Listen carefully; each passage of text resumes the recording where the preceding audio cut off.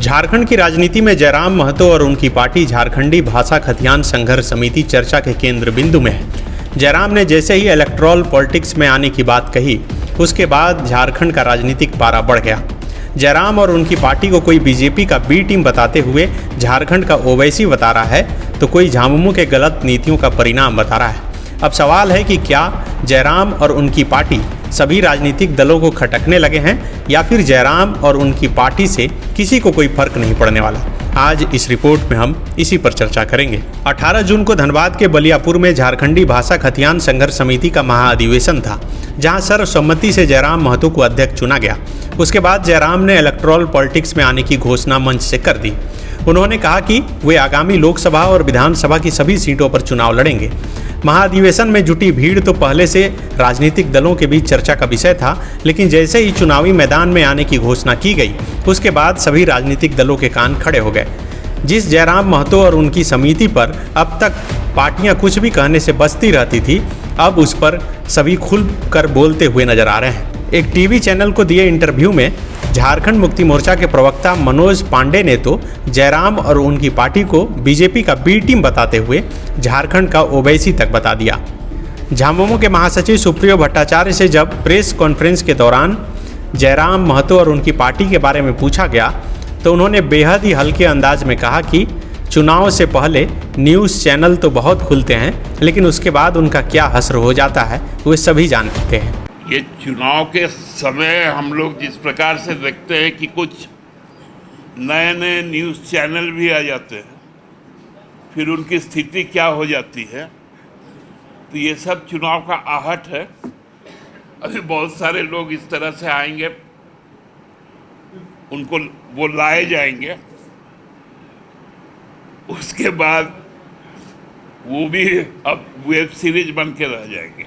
आजसू और बीजेपी से जब जयराम महतो द्वारा पार्टी बनाए जाने पर सवाल किया गया, तो दोनों का जवाब एक सा ही आया। आजसू के केंद्रीय प्रवक्ता देवशरण भगत ने कहा कि जयराम महतो का उदय झारखंड मुक्ति मोर्चा के गलत नीतियों के कारण हुआ है।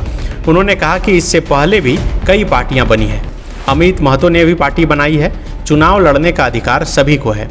वहीं बीजेपी के प्रवक्ता प्रतुल सहदेव ने कहा कि जयराम जैसे युवा झामुमो के युवा मोर्चा से जुड़े रहे हैं। नियोजन नीति का नहीं बनना, स्थानीय नीति का नहीं बनना और युवाओं को रोजगार नहीं मिल पाने के कारण ही जयराम जैसे युवा को राजनीति में आना पड़ रहा है। देखिए, मुख्यमंत्री जी के बारे में एक बात बड़ी प्रचलित है कि वो जो बोलते हैं वो डेफिनेटली नहीं करते हैं, और उनकी इसी वादा खिलाफी के खिलाफ पूरे प्रदेश में किसानों में, महिलाओं में, छात्रों में, विद्यार्थियों में बहुत बड़ा आक्रोश है। और अब ये आक्रोश सिर्फ सड़कों पर नहीं दिख रहा, बल्कि अब तो उनके समर्थक छात्र अलग राजनीतिक दल बनाकर उनको चुनौती देने की तैयारी में लगे हैं। जयराम महतो ने खुद और रिकॉर्ड कहा है कई बार कि वो झारखंड मुक्ति मोर्चा के लिए बहुत बार पहले काम कर चुके हैं। वो पढ़ाई कर रहे थे, वो पब्लिक सर्विस कमीशन की तैयारी कर रहे थे, लेकिन मुख्यमंत्री के झूठ के कारण, सरकार की फरेबी नीतियों के कारण, ना तो इस सरकार ने 1932 के खतियान को लागू किया, ना तो इस सरकार ने नियोजन नीति को लागू करके 100% स्थानीय को नियोजन देने का काम किया।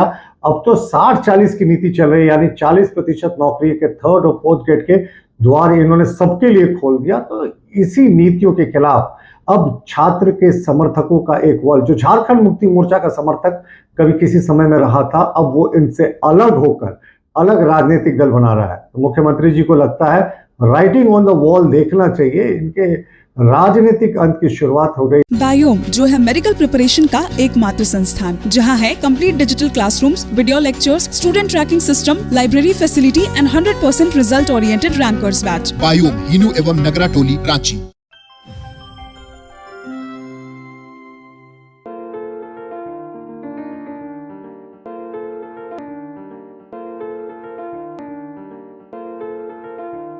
thefollowup.in. Like, share, and subscribe. www.thefollowup.in